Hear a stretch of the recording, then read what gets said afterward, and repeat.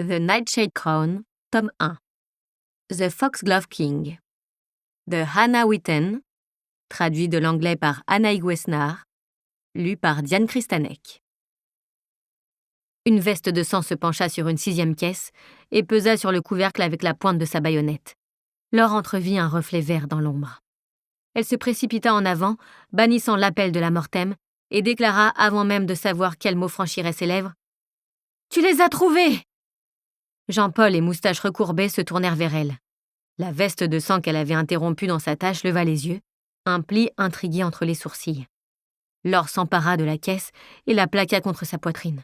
« Père m'a envoyé. Je suis désolée d'être en retard. » Moustache recourbée pencha la tête sur le côté. « Ton père serait-il alarique, jeune fille ?» Maudit saint.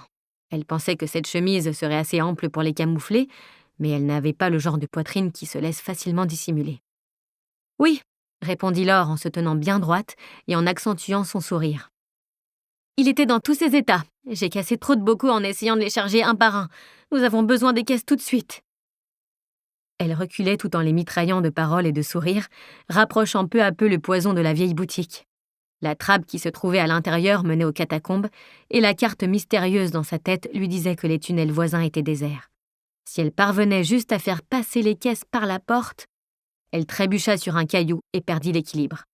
La caisse lui échappa des mains. La mandragore laissa une traînée verte sur les pavés. L'espace d'un instant, ils se figèrent comme les personnages d'un tableau.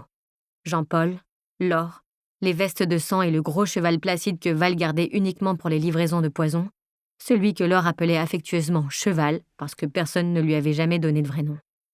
Un battement de cœur plus tard, Moustache recourbée chargea avec un cri de triomphe. « Cours !» cria Laure. Elle tira sa dague et s'élança vers l'allée où elle s'était cachée un peu plus tôt, mais son pied se tordit et elle tomba si violemment à genoux qu'elle vit des étoiles. Des mains gantées la grippèrent par les épaules et la relevèrent sans ménagement. Les vestes de sang s'agitaient en tous sens, et Cheval se cabra en réaction au chaos ambiant. La charrette bascula, menaçant de se renverser sur les passants. Jean-Paul poussa un cri inarticulé et tenta de saisir les rênes de Cheval. L'animal poussa un hennissement strident de peur, ses sabots découpant le ciel matinal, tandis que des vestes de sang l'encerclaient. Jean-Paul parvint enfin à attraper les rênes, mais il ne put faire pivoter Cheval à temps. Une baïonnette déchira l'encolure de l'animal, qui s'effondra dans une masse de chair frémissante. Les yeux encore larmoyants, Laure tenta de donner un coup de poing à la veste de sang qui la retenait. Un autre garde lui saisit le bras et le tordit en arrière, à tel point qu'elle sentit les os de son poignet crisser les uns contre les autres, à un cheveu de se briser. Un son étranglé jaillit de sa gorge, interrompu par la pointe froide d'une baïonnette frôlant sa trachée. Ils étaient désormais 3 pour la maîtriser.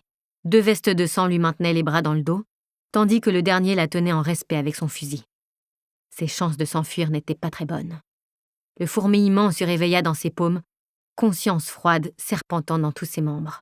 « Bouge et je tire !» cracha l'homme à la baïonnette. « Et crois-moi, ce sera pas beau à voir !»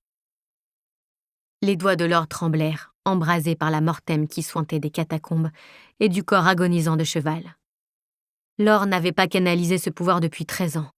13 années pendant lesquelles elle avait relégué tout cela au fond de son esprit pour l'y laisser pourrir.